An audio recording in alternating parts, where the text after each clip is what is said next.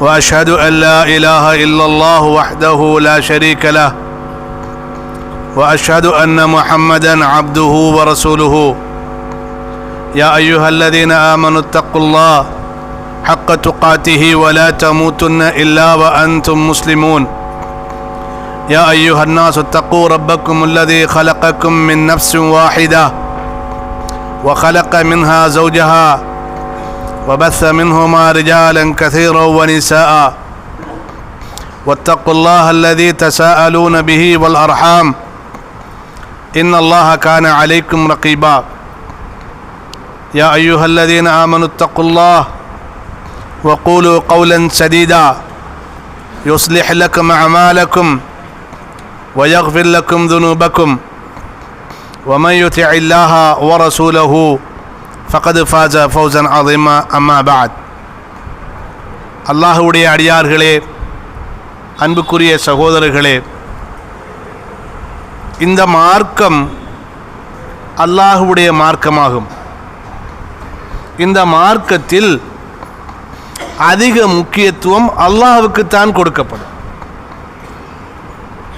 அப்படித்தான் நமக்கு குர்ஆனும் சுன்னாவும் படித்துத்தான் இருக்கின்றது. அல்லாஹ்வுடைய மார்க்கம் என்பதால் இங்கே அதிக முக்கியப்படுத்தப்படுகின்றவன் அல்லாஹ் தான். எனவே அல்லாஹ்வை பற்றிய ஒரு நல்லறிவு அல்லது தெளிந்த அறிவு ஒரு மனிதனை நேர்வழி நடத்த காரணமாக அமையும்.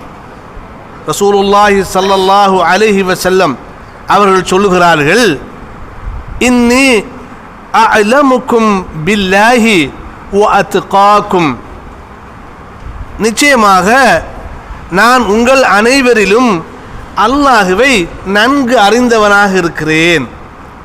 யாருக்கு அல்லாஹ்வை பற்றி நன்கு தெரியும்? அல்லாஹ்வுடைய நபிமார்களுக்கு தெரியும். அதிலும் ஸல்லல்லாஹு அலைஹி வஸல்லம் சஹாபாக்களை பார்த்து சொல்கிறார்கள், இன்னி அஅலமுக்கும் பில்லாஹ் வ அத்காக்கும் லஹு, அவனை அதிகம் அஞ்சி நடப்பதும் நான் தான் என்று சொல்கிறாங்க. இது எதை நமக்கு சொல்லித் தருகிறது?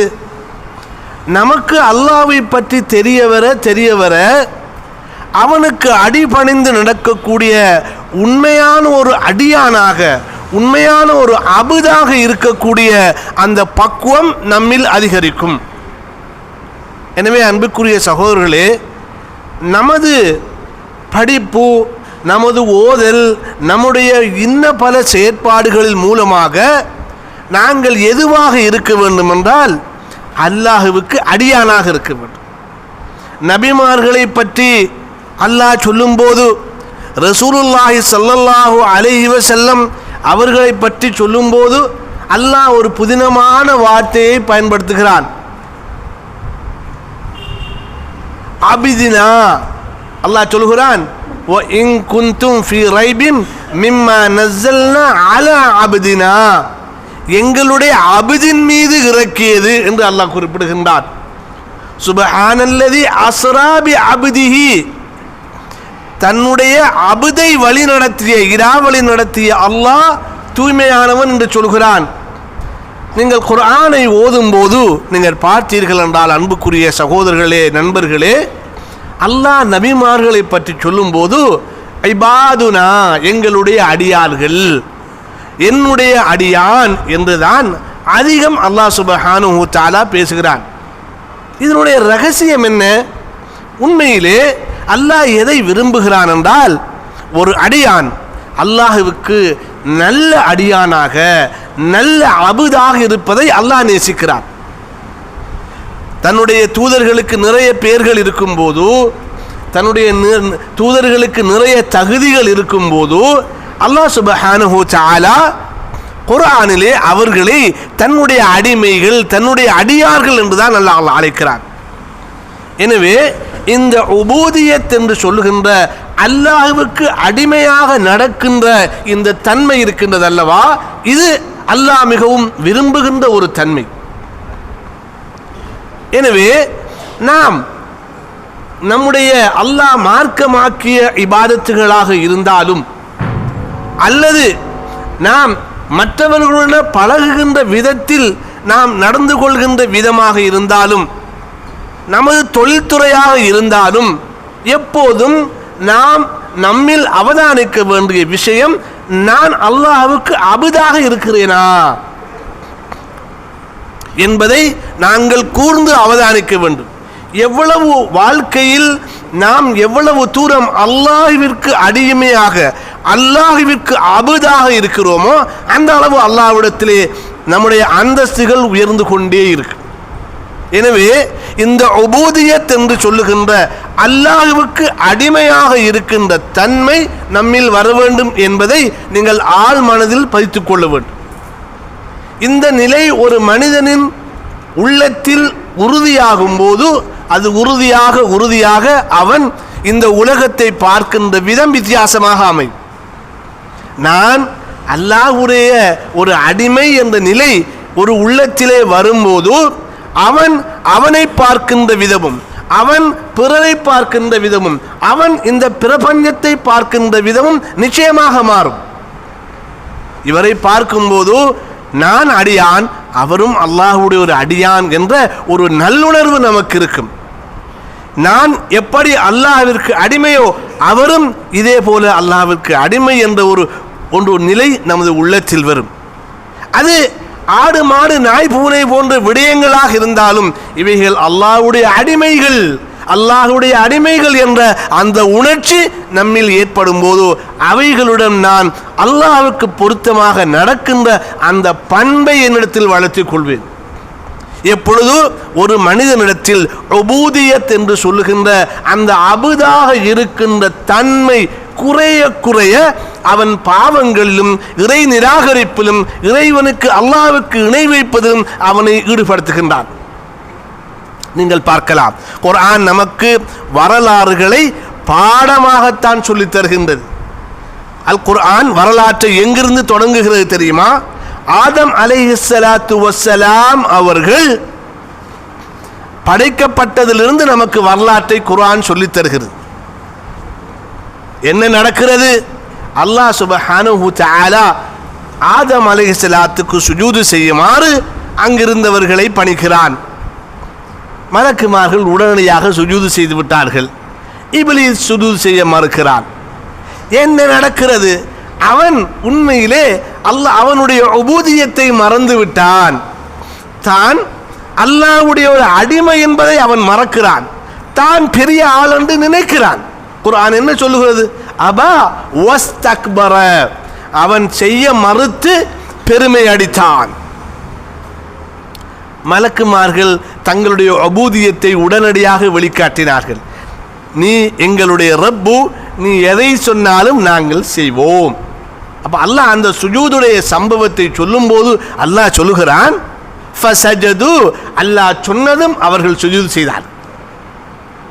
எனவே அன்புக்குரிய சகோதரர்களே, நம்மில் நாம் வரவழைத்துக் கொள்ள வேண்டிய முக்கியமான அதிமுக்கியமான இயல்புதான் இந்த உபூதியத் என்று சொல்லுகின்ற அல்லாஹ்வுக்கு அபுதாக இருக்கின்ற இந்த நிலை. எனவே நாம் எப்பொழுது இந்த நிலையை பெற்றுக்கொள்வது, அதுதான் இன்றைய நமது கேள்வி. எப்படி இதை பெற்றுக்கொள்வது? அல்லாஹ்வுடைய உபூதியத்தை நாம் பெற்றுக்கொள்வதற்கு அல்லாஹ்வை பற்றிய தகவல்கள், அல்லாஹ் அவனை பற்றி சொல்லி இருக்கின்ற தகவல்கள் நமக்கு அவசியமாக இருக்கிறது. அதனால் தான் அல்லாஹ் சுப்ஹானஹு தஆலா அவனை பற்றி அவனுடைய தூதர்கள் ஊடாக நமக்கு தகவல்களை வழங்கி வந்திருக்கிறான். இறுதியாக ரசூலுல்லாஹி ஸல்லல்லாஹு அலைஹி வஸல்லம் அவர்கள் அல்லாஹ்வுடைய அந்த தூதை நமக்கு கொண்டு வந்து சேர்த்தார்கள். இமாம் இப்னு கையிம் ரஹிமஹுல்லாஹ் அவர்கள் தன்னுடைய பதாயிஉல் ஃபவாயித் என்ற நூலில் குறிப்பிடுகிறார்கள். இது அதனுடைய சுருக்கம் தான், நான் வரிக்கு வரி மொழிபெயர்க்கவில்லை. குர்ஆன் என்பது தௌஹீதுடைய புத்தகம் தான். மொத்தமாக நீங்கள் அல் குர்ஆனை பார்த்தால் அங்கே என்ன இருக்கிறது? குர்ஆனுக்குள்ளே இருப்பது என்ன? ஒன்று அல்லாஹ்வை பற்றிய செய்தி, அல்லாஹ் தன்னை பற்றி சொல்லி இருப்பான். அடுத்தது என்ன சொல்லி இருப்பான்? அவனுடைய பெயர்கள் சொல்லப்பட்டிருக்கின்றன, அவனுடைய பெயர்கள், அவனுடைய பண்புகள் சொல்லப்பட்டிருக்கின்றன. மாத்திரமா அவனை ஈமான் கொள்பவருடைய பண்பு சொல்லப்பட்டுள்ளது. அவனை ஈமான் கொள்ள அழைத்தவர்களுடைய யார் என்று தகவல் சொல்லப்பட்டிருக்கின்றது. அவனை ஈமான் கொண்டவர்களுக்கு என்ன நட்பாக்கியம் இருக்கின்றது என்று சொல்லப்பட்டுள்ளது. அவனை நிராகரித்தவர்களுக்கு என்ன துர்ப்பாக்கியம் இருக்கின்றது என்று சொல்லப்பட்டுள்ளது. அவனை ஈமான் கொண்டவர்களுடைய வரலாற்றை சொல்லி இருக்கிறது. அவனை நிராகரித்தவர்களுடைய வரலாற்றை சொல்லி இருக்கிறது. இப்படி நீங்கள் அல் குர்ஆனை எந்த கோணத்தில் இருந்து நோக்கினாலும் கடைசியாக அல்லாஹுவை ஈமான் கொள்வதை பற்றியதுதான் அல் குர்ஆன். அல் குர்ஆன் என்பது வேறொன்றுமல்ல, அல்லாஹுவை ஈமான் கொள்வது, அந்த ஈமானோடு அல்லாஹ்வுடைய படைப்புகளோடு எப்படி நடந்து கொள்வது, இவ்வளவுதான் குர்ஆன். வேற என்ன இருக்குது? குர்ஆன் என்பது அல்லாஹுவை எப்படி நம்புவது, அவனோடு எப்படி நடந்து கொள்வது, அவனுடைய படைப்புகளோடு எப்படி நடந்து கொள்வது, இவ்வளவுதான் குர்ஆனுடைய சுருக்கம். எனவே இமாம் இப்னு கையிம் அவர்கள் சொல்லுகிறார்கள், அது முழுக்க முழுக்க அத்தௌஹீத் என்று சொல்லுகின்ற அல் ஈமான் பில்லா, அல்லாஹ்வை விசுவாசம் கொள்ள சொல்லுகின்ற மொத்த தகவல்களையும் அடக்கிய புத்தகம் தான் அல் குர்ஆன் என்று சொல்லுகிறார். எனவே அன்புக்குரிய சகோதரர்களே, அல்லாஹ்வுடைய அடியார்களே, இந்த முக்கியத்துவத்தை உணர்த்தும் விதமாக அல்லாஹ் சுப்ஹானஹு தஆலா நமக்கு இந்த குர்ஆனை இறக்கி இருக்கிறார். ஒரு மூமின் இந்த குர்ஆனை நேர்வழி அடைய வேண்டும் என்பதற்காக ஓதினாலும், ஒரு மூமின் அல்லாத மனிதன் இந்த குர்ஆனை எடுத்து நான் இதுக்குள்ளே என்ன இருக்குது என்று படிக்க வேண்டும் என்று விரும்பினாலும், அவன் காண்கின்ற முதல் செய்தியாக அல் குர்ஆனில் பிஸ்மில்லாஹிர் ரஹ்மானிர் ரஹீம் என்ற வசனம் அமைந்திருக்கிறது. யார் குர்ஆனை படிக்க எடுத்தாலும் அவர் சந்திக்கின்ற முதலாவது வசனம் அல்லாஹ்வை பற்றியதுதான்.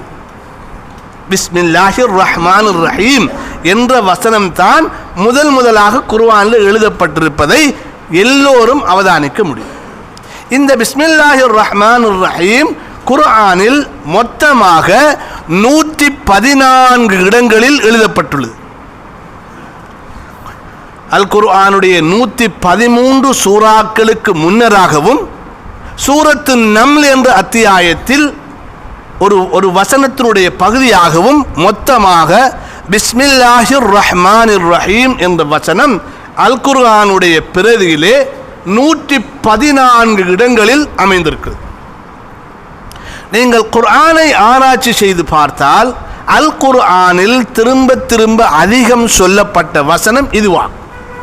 This is the most repeated sentence in the Quran. பிஸ்மில்லாஹிர் ரஹ்மானிர் ரஹீம் அதில் எழுத.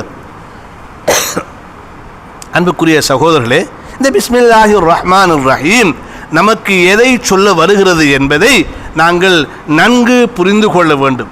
ஏனென்றால் இதற்கு ஒரு முக்கியத்துவம் இல்லை என்றிருந்தால் அல்லாஹ் இப்படி அவனுடைய குர்ஆனை இறக்கி இருக்க வேண்டிய தேவை கிடையாது. இந்த பிஸ்மில்லாஹிர் ரஹ்மானிர் ரஹீம்லே அல்லாஹ் சுப்ஹானஹு தஆலா அல்லாஹ்வுடைய 3 பெயர்களை நமக்கு சொல்லி இருக்கிறான். முதலாவது அல்லாஹ், இரண்டாவது அர் ரஹ்மான், மூன்றாவது அர் ரஹீம். அப்ப இதிலிருந்து என்ன விளங்குது?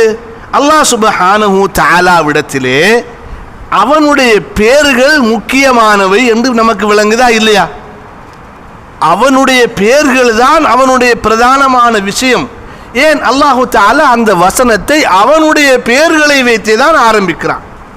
எனவே அஸ்மாஉல்லாஹ், அல்லாஹ்வுடைய பெயர்கள் என்பவை அல்லாஹ்விடத்திலே முக்கியமானது.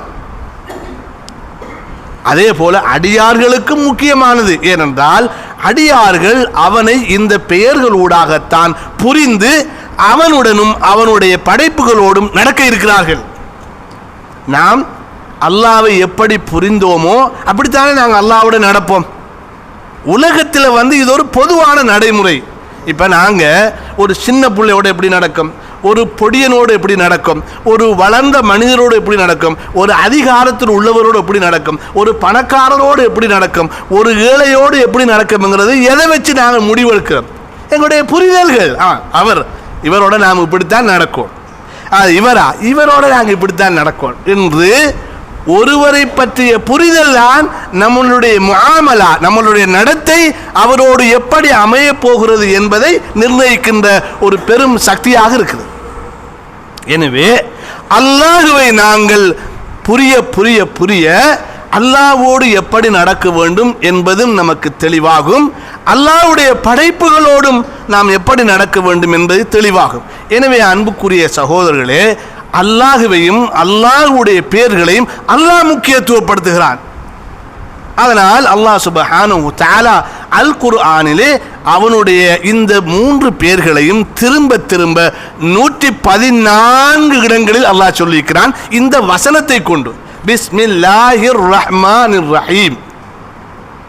எனவே அன்புக்குரிய சகோதரர்களே, இந்த வசனத்திலே உள்ள அல்லாஹ்வுடைய பெயர்கள் நமக்கு எதை சொல்லித் தருகின்றன என்பது முக்கியமான ஒரு விஷயம். ஏன் அல்லாஹ் முக்கியத்துவப்படுத்தி உள்ளான். எனவே அல்லாஹ் சுப்ஹானஹு வ தஆலா அல்லாஹ் என்ற பெயரை நமக்கு அவனை பற்றி சொல்கிறான். இந்த அல்லாஹ் அல்லாஹ் அல்லாஹ் என்று சொல்லுகிறோமே, அல்லாஹ் என்றால் என்ன? அல்லாஹ் என்றால் அதுக்கு ஒரு அர்த்தம் இருக்கிறதா? அல்லாஹ் என்றால் அதற்கு ஒரு அர்த்தம் இருக்கின்றதா என்று தேடி பார்த்தால் இஸ்லாமிய அறிஞர்கள் அல்லாஹ் என்ற வார்த்தை அரபு மொழியிலே எதற்கு கையாளப்பட்டிருக்கின்றன, அல்லாஹ் என்ற வார்த்தையினுடைய அர்த்தம் என்னவென்றால் ஒரே ஒரு இலாஹு என்ற அர்த்தத்தை தருகிறது என்று சொல்கிறார். ஒரே ஒரு இலாஹு என்பதுதான் அல்லாஹ் என்ற அந்த வார்த்தையுடைய அர்த்தம். ஏனென்றால் இந்த அல்லாஹ் என்ற வார்த்தை அல் இலாஹ் என்ற வார்த்தையை மூலமாக வைத்து அரபுகள் அல்லாஹ் என்று அழைக்கிறார்கள். அல்லாஹ் என்பதனுடைய அர்த்தம் ஒரே ஒரு இலாஹ் ஆக எவன் இருக்கிறானோ அவன் தான் அல்லாஹ். அதனை ஆதாரத்தோடு இமாம் தபரி அவர்கள் குறிப்பிடுகிறார்கள். குர்ஆனில் பல இடங்களில் அல்லாஹ் கேட்கிறான், அஇலாஹும் அல்லாஹ், அல்லாஹுவோடு வேறு இலாஹ் இருக்கிறதா என்று அல்லாஹ் கேட்கிறான். ஏன்னா அவன் மாத்திரம்தானே இலாஹு, அவன் மாத்திரம்தான் இலாஹு. அப்ப அல்லாஹ் எப்படி கேட்கிறான்? பல இடங்களில் கேட்கிறான், அஇலாஹும் அல்லாஹ், அல்லாஹுவுடன் ஏதாவது இலாஹ் இருக்கிறதா என்று கண்டித்து நிராகரித்து அல்லாஹ் தன்னுடைய அடியார்களை பார்த்து கேட்கிறான். ஏனென்றால் அல்லாஹ் என்பவன் மாத்திரம்தான் அவன் இலாஹாக இருக்கிறான். அதைத்தான் எங்களுடைய கலிமாவும் சொல்லி தருகிறது. லா இலாஹ இல்லல்லாஹ், அல்லாஹுவை தவிர இலாஹு கிடையாது. அல்லாஹுவை தவிர இலாஹு கிடையாது. ஏனென்றால் அல்லாஹ் மாத்திரம்தான் இலாஹ், அல்லாஹ் மாத்திரம்தான் இலாஹ். எனவே அல்லாஹ் என்ற இந்த பெயர் அவனுடைய இலாஹியத், அவன் இலாகாக இருக்கிறான் என்ற அந்த தன்மையை, அந்த அவனுடைய சிஃபத்தை நமக்கு தெளிவாக சொல்லித் தருகின்ற ஒரு பகுதியாக, ஒரு பெயராக அல்லாஹ் என்ற பெயர் இருக்கிறது. அப்ப இந்த அவன் இலாஹ் என்றால், அவன் தான் இலாஹ் என்றால் என்ன என்று நாங்கள் ஆய்வு செய்து பார்க்கும்போது அரபு மொழியிலே எவன் தெரியுமா இலாஹ்? இலாஹ் என்பவன் வணக்கத்துக்கு தகுதியானவன். நீங்க வணங்கினாலும் சரி, நீங்க வணங்காவிட்டாலும் சரி, அவன் வணக்கத்துக்கு தகுதியானவனாக, வணங்கத்தக்கவனாக அவன் இருக்கிறான். அவன் படைப்புகளை படைப்பதற்கு முன்னாலும் அவன் இலாகாகத்தான் இருந்தான், படைப்புகளை படைத்த பிறகும் அவன் இலாகாகத்தான் இருக்கிறான். எனவே அவன் மாத்திரம்தான் இலாஹ் என்று சொன்னால், அந்த இதை நாங்கள் ஒத்துக்கொண்டால் அவனுடைய திருப்திக்காக, அவனுடைய விருப்பத்திற்காக, அவனுடைய கட்டளைக்காக நாம் வாழ்வதுதான் நமது கடமை. எனவே அன்புக்குரியவர்களே, இலாஹியத் என்பது, அல்லாஹ்வுடைய இலாஹியத் என்பது இஸ்லாத்துடைய அடிப்படை. அல்லாஹ் மாத்திரம்தான் இலாஹ் என்பதை ஒருவன் ஏற்றுக்கொள்ளவில்லை என்றால் அவன் முஸ்லிம் அல்ல. அதுக்குத்தான் எல்லா நபிமார்களும் லா இலாஹ இல்லல்லாஹ்வோடு வந்தாங்க. ஏனென்றால் அன்புக்குரியவர்களே, இலாஹியத் என்பது அல்லாஹ்வுக்கு மாத்திரமே உரித்தான ஒரு இயல்பு. அதிலே யாருக்கும் அல்லாஹு தஆலா கிஞ்சித்தும் பங்கு கொடுக்கவில்லை. மற்ற மற்ற சிஃபத்துகளிலே நாங்கள் பார்ப்போம் பின்னால்.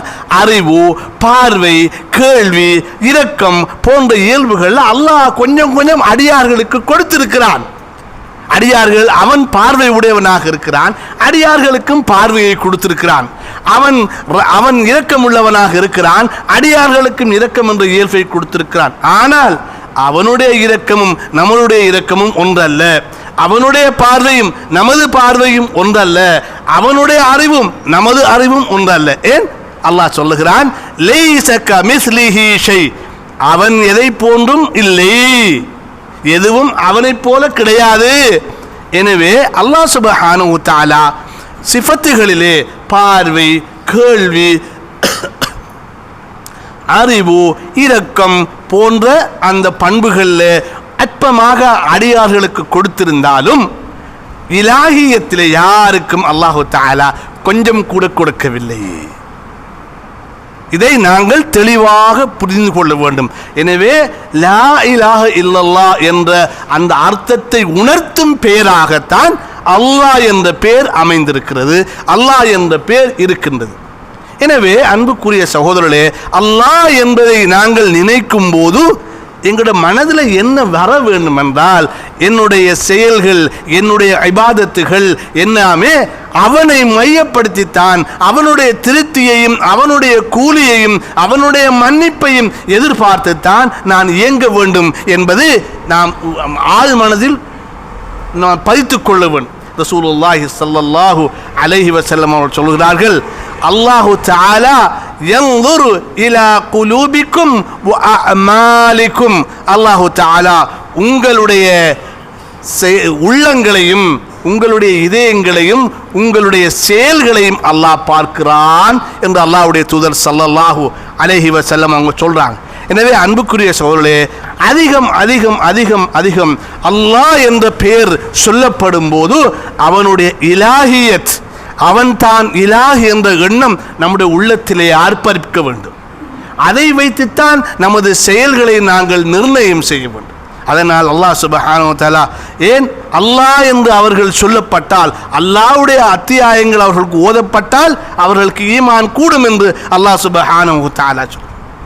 அல்லாஹ்வுடைய பெயர் சொல்லப்பட்டால் அவர்களுக்கு உள்ளம் நடுங்கும் என்று அல்லாஹ் சுப்ஹானஹு வ தஆலா சொல்கிறார். எனவே அன்புக்குரிய சகோதரர்களே, நாம் எப்பொழுது அறிவை பெற்று விடுகிறோமோ அப்பொழுது நாம் அந்த அறிவின்படி செயல்பட வேண்டும். எனவே அல்லாஹ் என்று சொல்லப்படும் போது அவன் மாத்திரம்தான் இலாஹ் என்பதை நாம் உள்ளத்தில் வரவழைக்க வேண்டும். அதற்கேற்ப நமது செயல்களை நாங்கள் நடைமுறைப்படுத்துவோம். அடுத்த கட்டமாக அல்லாஹ் சுப்ஹானஹு வ தஆலா அதே தொடரிலே அல்லாஹ் சுப்ஹானஹு வ தஆலா தன்னை பற்றி அர் ரஹ்மான் அர் ரஹீம் என்று சொல்லியிருக்கிறான். அதை இன்ஷா அல்லாஹ் எங்களுடைய அடுத்த பகுதியிலே பார்ப்போம்.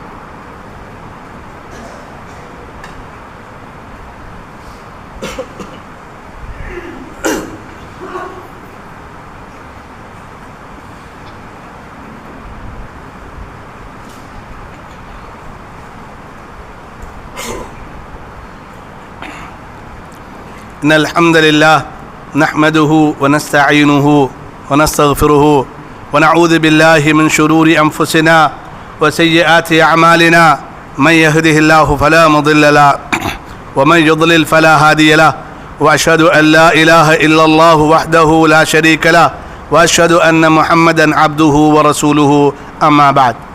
அன்புக்குரியவர்களே, நான் ஏற்கனவே சொன்னது போல அல்லாஹ் சுப்ஹானஹு வ தஆலா தன்னுடைய அல்லாஹ் என்ற பெயருக்கு அடுத்தாற்போல் அவனை அர் ரஹ்மான் என்று அல்லாஹ் குறிப்பிடுகின்றார்.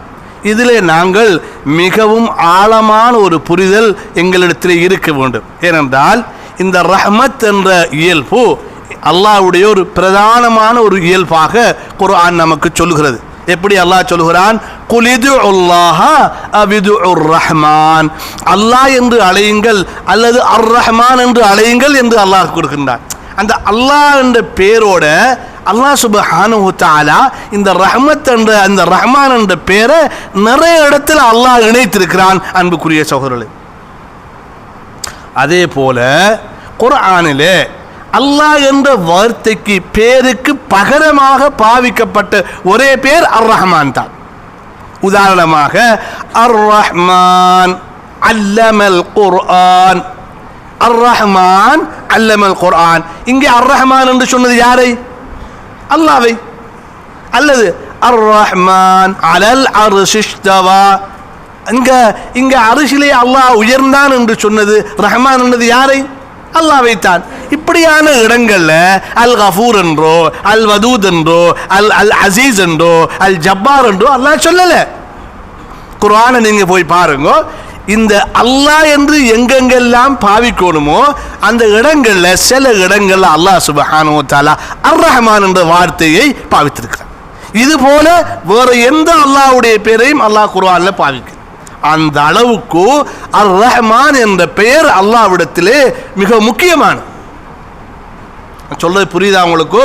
அதாவது அர் ரஹ்மான் அலல் அர்ஷ் இஸ்தவா, இது குர்ஆன்ல பல இடத்துல இருக்குது. ஒரு இடத்துலயாவது அல்லாஹ் சுப்ஹானஹு வ தஆலா அந்த இடத்துல அர் ரஹீம் என்று போட்டிக்கலாம், அல்லது அல் ஜப்பார் என்று போட்டிக்கலாம், அல்லது குத்தூஸ் என்று போட்டிக்கலாம், வரல. எனவே அல்லாஹ்வுக்கு அடுத்தபடியாக மிகவும் அல்லாஹ்வுக்கு விருப்பமான அவனுடைய பெயர் அர் ரஹ்மான் என்பதாகும். அப்ப அடியான் அல்லாஹ்வை பற்றி தெரிந்து கொள்ள நினைக்கும் போது தன்னுடைய இலாஹி எப்படிப்பட்டவன் என்றால் அவன் இரக்கம் நிறைந்தவன். ரஹ்மத் என்பது மூல அர்த்தம் இரக்கம், மூல அர்த்தம் அரபு மொழியில இரக்கம். அப்ப ரஹ்மான் என்பவன் யார் என்றால் இரக்கம் நிறைந்தவன். அதை இமாம் இப்னு மன்தூர் அல் இஃப்ரீகி அவர்கள் லிசானுல் அரபிலே குறிப்பிடுகிறார்கள். அரபு மொழியிலே அர் ரஹ்மான் என்பவன் யார் என்றால் அவனுடைய இரக்கத்திற்கு எல்லை கிடையாது, எல்லை சொல்ல முடியாத அளவு இரக்கம் நிறைந்தவன் தான் இந்த அர் ரஹ்மான். அப்ப ஏன் அல்லாஹ் சுப்ஹானஹு வ தஆலா இந்த அர் ரஹ்மான் என்ற பெயரை நமக்கு அவன் அல்லாஹ் என்ற பெயரோடு அவன் ஏன் நமக்கு இணைத்து வைத்திருக்கிறான்? அன்புக்குரிய சகோதரர்களே, ஒரு அடியான் அல்லாஹ்வை நினைக்கும் போது அவனுடைய இலாஹியத்தை அவன் நினைக்கும் போது அவனுடைய ரஹ்மத்தையும் அவன் நினைவுக்கு கொண்டு வரும் அளவிற்கு அல்லாஹ் சுப்ஹானஹு வ தஆலா அவனுடைய பெயரை அவன் அல்லாஹ் என்ற பெயரோடு பிணைத்து வைத்திருக்கிறான். அப்ப அல்லாஹ்வை பற்றிய நாங்கள் நினைப்பு விறக்க அவனுடைய அதாபு, அவனுடைய சக்தி, அவனுடைய அறிவு, அவனுடைய பார்வை எல்லாம் நமக்கு நினைப்பு வரத்தான் வேணும். ஆனால் பிரதானப்படுத்தப்படுவது அல்லாஹ்வுடைய ரஹ்மத். ஏன்? அடியான் முழுக்க முழுக்க அல்லாஹ்விடத்திலே தங்கி இருப்பது அவனுடைய ரஹ்மத்தில் தான். அவனுடைய ரஹ்மத்தை கொண்டுதான் நாம் ஒவ்வொருவரும் ஈடேற்றம் பெறப் போகிறோம். அவனுடைய ரஹ்மத்தை கொண்டுதான் நமக்கு உணவு கிடைக்கிறது, நமக்கு அறிவு கிடைக்கிறது, நமக்கு ஆரோக்கியம் கிடைக்கிறது, நமக்கு சொத்து செல்வம் கிடைக்கிறது. உலகத்திலே என்ன என்ன என்ன நிஅமத்துகள் இருக்கின்றனவோ அவை அனைத்தும் அவனுடைய ரஹ்மத்தின் காரணமாகத்தான் நமக்கு கிடைக்கின்றன. அப்ப அடியான் அல்லாஹ் எப்படி அவன் இலாகாக இருக்கிறானோ அதே போன்று அவனுடைய படைப்புகளுக்கெல்லாம் இரக்கம் காட்டுகின்ற அளவை விட அதிக அளவு, எல்லை இல்லாத அளவு அவனிடத்தில் இரக்கம் இருக்கிறது என்பதை இந்த அர் ரஹ்மான் என்ற இந்த பெயர் நமக்கு சொல்லித் தருகிறது. அன்புக்குரிய சகோதரர்களே, ஒரு ஆள் உங்களோட கடுமையா இரக்கமா இருந்தால் நீங்க என்ன பதிலுக்கு செய்வீர்கள்? உங்களோட ஒரு ஆள் கடுமையா இரக்கமா இருக்க, அவருக்கு நீங்க என்ன செய்வீங்க? கொஞ்சம் யோசிச்சு பாருங்க. அல்லாஹ் தன்னை பற்றி அர் ரஹ்மான் என்று சொல்வதன் மூலமாக நீங்கள் அவனோடு எப்படி நடக்க வேண்டும் என்று சொல்லித் தருகிறான் இல்லையா? அவன் அர் ரஹ்மான், உங்களுக்கு எல்லை இல்லாத அளவு கருணை காட்டக்கூடிய அளவு விசாலமான, வானங்கள் பூமியை விடவும் விசாலமானது அல்லாஹ்வுடைய ரஹ்மத் என்று அல்லாஹ் சுப்ஹானஹு வ தஆலா தன்னுடைய குர்ஆனிலே சொல்லியிருக்கிறான். அனைத்தையும் விட பெரிது அல்லாஹ்வுடைய ரஹ்மத். அப்ப அல்லாஹ்வுடைய ரஹ்மத் மிகவும் விசாலமானது, அவனுடைய இரக்கம் மிக விசாலமானது. ஒரு ஆள் உங்களுக்கு காற்ற அன்பே உங்களால் தாங்க இல்லாமல், அவர் மீது உங்களுக்கு ஏற்படுகின்ற நேசம், அவர் மீது உங்களுக்கு ஏற்படுகின்ற மதிப்பு, அவருக்காக நீங்க செய்த தியாகங்கள் எல்லை இல்லாமல் இருக்கின்றது. ஒரு ஆள் உங்களை நேசித்ததற்காக, ஒரு ஆள் உங்களை நேசிப்பதற்காக, அவர் உங்கள் மீது இரக்கம் காட்டுவதற்காக நீங்கள் பதிலுக்கு எவ்வளவு செய்கிறீர்கள்? ரஹ்மான் என்பவன் இந்த உலகத்தை, இந்த அகிலத்தை ஆள்கின்ற அளவு, அதை விடவும் விசாலமான அளவு ரஹ்மத்தை கொண்டவன் தான், இரக்கம் நிறைந்தவன் தான் அல்லாஹ் சுப்ஹானஹு வ தஆலா. அது அவனுடைய ரஹ்மத்துடைய அளவை சொல்லுகின்ற வசனம். ரஹீம் என்ற வசனம், ரஹீம் என்ற பகுதி அவன் அதிகம் இரக்கம் காட்டுகின்றவன் என்ற பகுதி. எனவே அல்லாஹ் சுப்ஹானஹு வ தஆலா ரஹ்மான் ரஹீம் என்ற வார்த்தைகள் ஊடாக அவனுடைய இரக்கத்தினுடைய அளவையும் அவன் அதிகம் இரக்கம் காட்டுகின்றவன் என்ற அந்த தன்மையை நமக்கு சொல்லி தந்திருக்கிறான். அதே அன்புக்குரிய சகோதரர்களே, இதே அல்லாஹ் சுப்ஹானஹு வ தஆலா அவனுடைய தூதர் ஸல்லல்லாஹு அலைஹி வஸல்லம் அவர்கள் சொல்லித் தருகிறார்கள், இன்னமா யர்ஹமுல்லாஹு ருஹமா பைனக்கும். அல்லாஹ் உங்களுக்கிடையில் இரக்கம் காட்டுவது யாருக்கு தெரியுமா? உங்களுக்கிடையில் யார் அதிகம் இரக்கம் காட்டுகின்றார்களோ அவர்களுக்குத்தான் அல்லாஹ் சுப்ஹானஹு வ தஆலா அதிகம் இரக்கம் காட்டுவான் என்று சொல்லும். எனவே அன்புக்குரிய சகோதரர்களே, நான் ஏற்கனவே உங்களுக்கு சொன்னேன், அல்லாஹ் ரஹ்மானாக இருக்கின்ற அதே சந்தர்ப்பத்தில் அடியார்களுக்கும் இந்த ரஹ்மத் இரக்கம் காட்டுகின்ற இயல்பை அல்லாஹ் கொடுத்திருக்கிறான். இது ஒரு பெரிய தலைப்பு, நாங்கள் நிறைய பேசலாம். எனவே நாங்கள் பரஸ்பரம் அல்லாஹ்வோடு நாங்கள் எப்படி ரஹ்மத்துடையவன் என்று, ரஹ்மத்து நிறைந்தவன், இரக்கம் நிறைந்தவன் என்ற அந்த உள்ளுணர்வோடு நாங்கள் அல்லாஹ்வை அணுகுகின்றோமோ அதே போன்று அல்லாஹ் நமக்கு இரக்கம் காட்ட வேண்டுமென்றால் நாம் மற்றவர்களோடு இரக்கம் காட்டுகின்ற அளவை வைத்துத்தான் அந்த ரஹ்மத்து நமக்கு கிடைக்கும் என்பதை அல்லாஹ்வுடைய தூதர் ஸல்லல்லாஹு அலைஹி வஸல்லம் அவர்கள் எங்களுக்கு சஹீஹான ஹதீஸ்களில் எங்களுக்கு சொல்லி தந்திருக்கிறாங்க. எனவே நாங்கள் அல்லாஹ்வுடைய எந்த படைப்பை அணுகினாலும், மனிதனாக இருக்கலாம், சக முஸ்லிமாக இருக்கலாம், அல்லது ஒரு முஸ்லிம் அல்லாத மனிதனாக இருக்கலாம், எங்களை சுற்றியுள்ள தாவரங்களாக, மிருகங்களாக, வேறு சடப்பொருட்களாகவும் இருக்கலாம், நாம் அந்த அவைகளோடு இரக்கமாக நடக்கிறோமா என்பதை அவதானித்து நாம் மற்ற அல்லாஹ்வுடைய படைப்புகளுக்கு இரக்கம் காட்ட அல்லாஹ்வுடைய ரஹ்மத்தை அல்லாஹ் நம் மீது சொரிந்து கொண்டிருப்பான். எனவே அல்லாஹ் என்ற பெயரையும் அவனுடைய ரஹ்மான் ரஹீம் என்ற பெயர்களையும் இதர பல பெயர்களையும் ஆழமாக புரிந்து நம்முடைய குணங்களிலும் நம்முடைய சிந்தனைகளிலும் நம்முடைய செயல்களிலும் மாற்றம் ஏற்படுத்துவதற்கு நாம் முயற்சி செய்வோம். அல்லாஹ் சுப்ஹானஹு வ தஆலா அதற்கு தௌஃபீக் செய்வானாக. வ ஆகிரு தஅவானா அனில் ஹம்துலில்லாஹி ரப்பில் ஆலமீன்.